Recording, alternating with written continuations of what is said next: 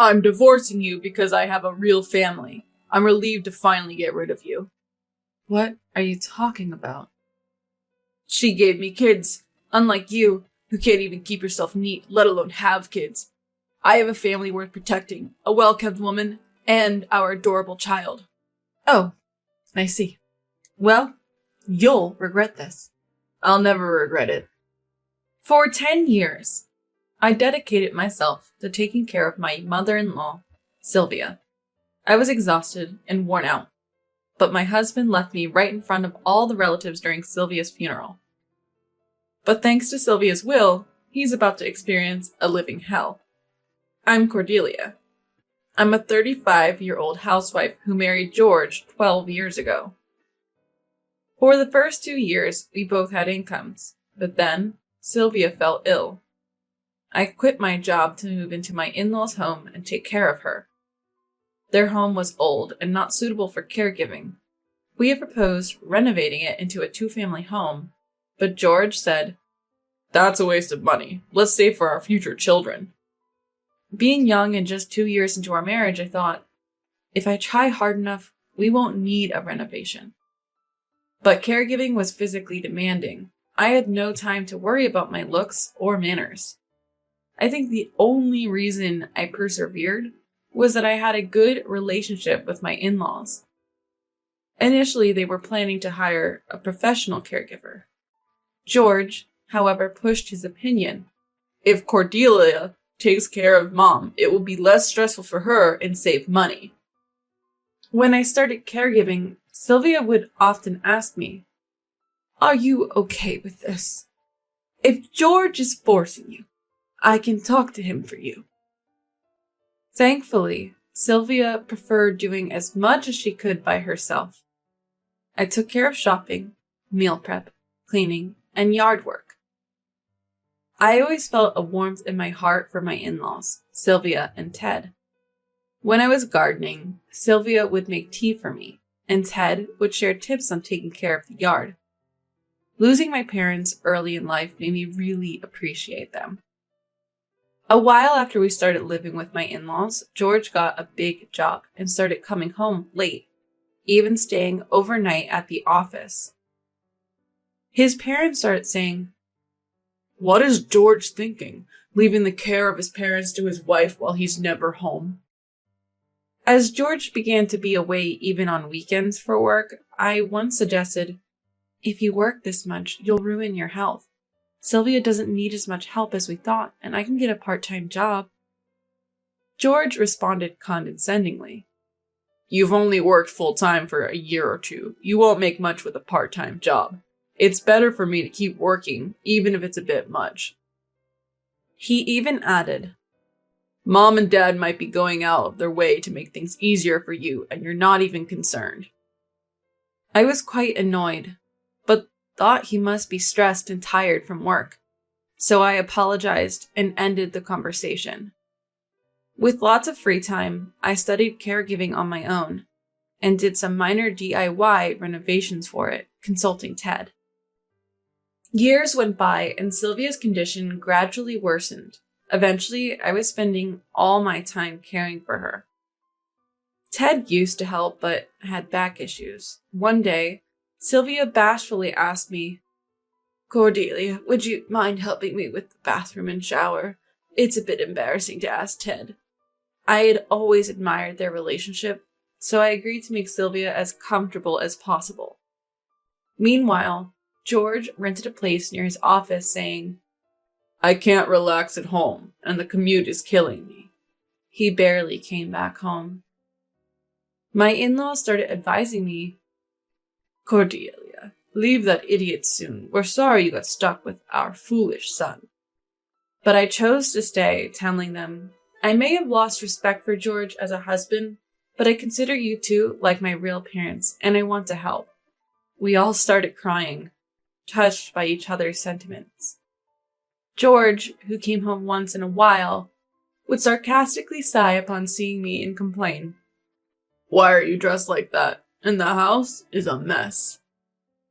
I'm dressed this way because it's easier to care for Sylvia, and the house is just as clean as before with Ted's help. Don't make Dad help. Why are you even living here if you're making him do the work? You say that, but this is a big house. Cleaning it every day by myself is, ugh. I didn't realize you'd be this lazy. I was giving you extra money for living expenses because I thought you were doing a good job with caregiving. That's going to change next month. Wait a minute, why would you do that?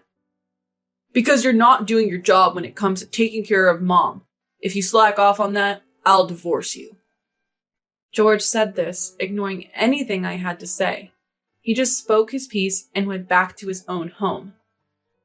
Originally, the money George gave for living expenses wasn't enough for my in-laws, and Ted had been making up the difference.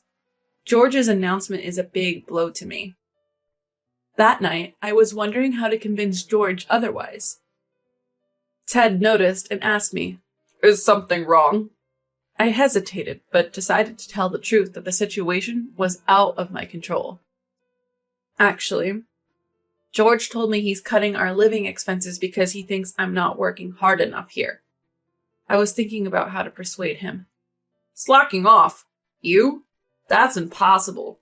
We're comfortable in our own home thanks to you. Don't worry about the money. But you're already helping us out, Ted. I couldn't stand the idea of us living off that foolish son's money anyway. We have plenty of savings. We'll be fine. As I looked into it, Ted indeed had ample assets and we wouldn't have any financial issues. I decided to take his word for it and give up on talking to George. But then, one day, Ted suffered a stroke and passed away. At the funeral, I was confronted by George's sister, Roseanne, who shocked me with her words. I'm inheriting this house, so please leave. What? No way! As I was at a loss for words, George intervened.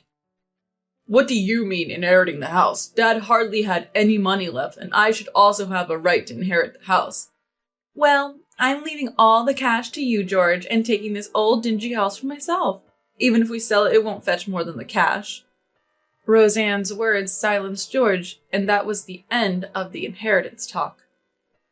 Within a few days of the funeral, we were kicked out of the house. Sylvia and I moved into a place that Roseanne had prepared for us, almost as if it was her last act of kindness. The new place was a condo. As I stood in front of our new home, Roseanne told me the truth. I'm sorry for leaving everything to you up until now. Dad actually told me everything and I was making plans. But before I could act on them, Dad passed away. That's why I had to talk to you in that way. What do you mean? Moving into this fully accessible condo has clearly made taking care of Sylvia a whole lot easier. Most of Dad's inheritance went into buying this place. He put it in Mom's name so she'd be secure no matter what happened to him. He was about to explain all this to you, but then he got sick. I'm sorry we couldn't talk about it sooner. What should I do now? If you're up for it, I'd love for you to continue taking care of Mom here. We'll pay you for caregiving, of course. And if you're tired of it, that's fine too. I know you've been reluctant, but Dad set aside money for all the caregiving you've done so far. Hearing Roseanne's words, I broke down in tears. I had no idea Ted went to such lengths. And here I am, unable to even thank him. Don't be silly! You've been holding down the fort, taking care of our parents all by yourself, while not even divorcing that idiot of a brother I have. Roseanne hugged my shoulders and smiled. Want to come in? Later, Roseanne told me in detail how Ted had bought the condo and transferred it to Sylvia's name through a living will. Apparently, Ted missed his chance to tell me because he was being cautious around George. I then told her I considered them my real family and I wanted to care for Sylvia as a way of giving back. We agreed, and so began our new life. I started looking for certifications I could earn from home and continue to take care of Sylvia. But ever since Ted's passing, Sylvia's health gradually worsened. We even took some stress-free trips hoping it would help. I hadn't heard from George since the funeral, and the monthly allowance had stopped. Once, Sylvia tearfully apologized, saying, I'm so sorry, Cordelia. You've wasted your life taking care of me. Sylvia, I've told you before. I'm grateful to be able to take care of you. Please don't apologize anymore. I responded, aiming to make the most of our remaining time together. Despite our efforts, Sylvia's health didn't improve. She was admitted to the hospital and passed away a few days later. At her funeral, I encountered George, who had faded from my memory. He showed up with a garishly made-up woman and said, "Thanks for the caregiving. I was only with you for Mom's sake. Now I'm finally free. I've got a real family now, a new woman and child. I'm divorcing you." What do you mean? "I've got a kid, something you could never give me, and now I've got a family to protect." Oh, okay. But you'll regret this. Regret? Not a chance. George was grinning when he said that to me and was about to leave the funeral home. Just then, Roseanne said, "You know, we're reading Mom's will with the lawyer later, right? Don't you want to know what it says?" The woman with him, barely hiding her smirk, intertwined her arm with George's and said, "We might as well stick around and listen." So off we went to my in-laws' house. Once all the family was gathered, the will was read. It stated that the inheritance would go to Roseanne and me. George, hearing this, blew up. "What's the meaning of this? I can understand my sister's name being here, but why is Cordelia's name listed and not mine, her own son?" He grabbed my hair in anger. Roseanne's husband quickly intervened, and the woman George brought along spoke up. "So there's a will. That doesn't mean there isn't something for everyone, right?" She looked at the lawyer, still smirking.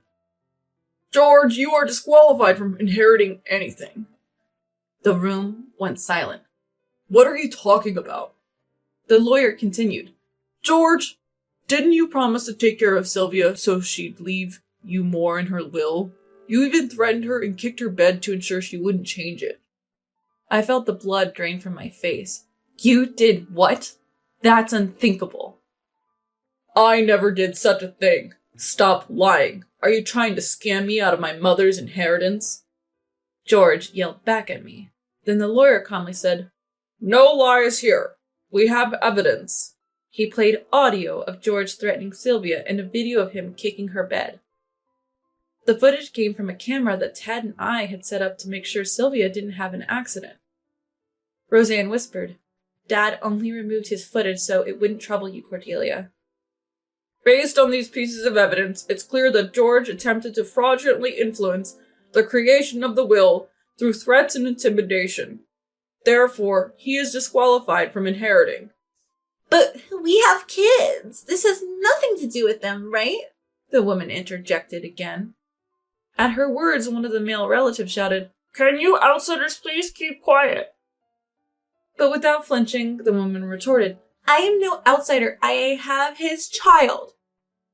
"But that child was conceived during our marriage, so it's a child born out of an affair, correct?" Upon hearing my stern inquiry, the woman paused for a moment, then glared at George. "We've known about your relationship for quite some time. We even hired a private investigator, so we have all the evidence we need. We'll be seeking a substantial settlement from both of you. Oh, and by the way, you haven't been keeping up with the support payments, so expect to hear from us on that as well." Hearing the lawyers and my words, the family turned condemning eyes towards George. One male relative yelled, "Get out! What do you think of your wife and mother?" George, feeling the weight of the situation, left without making eye contact with anyone. A few days later, the divorce was finalized through the lawyer, and I received the settlement as planned. We also sent a detailed report along with videos of Sylvia being threatened and the reading of the will to the woman's family home. It turns out that Sylvia's family was quite prominent, and George had been pushing me into caregiving for her with her inheritance in mind. While I regret not recognizing what kind of man he was sooner, I remain thankful for the time spent with my wonderful in-laws. George and his accomplice had been living under the assumption that they would inherit something, but now they're drowning in debt due to the claims against them. Moreover, after receiving the videos we sent, the woman's parents were furious and severed ties with her, leaving her with no one to turn to. Apparently, Roseanne and the other relatives have been contacted, but needless to say, they've declined any involvement. Fortunately, George was unaware of the condominium where I spent my last days with Sylvia, so there's been no direct harm to me. Although I could live off Sylvia's inheritance, I've found myself wanting to work and am now employed at a caregiving facility. Roseanne joked with me saying, "You've just finished taking care of Mom and now you're starting a caregiving job?" Regardless, I'm living a fulfilling life every day.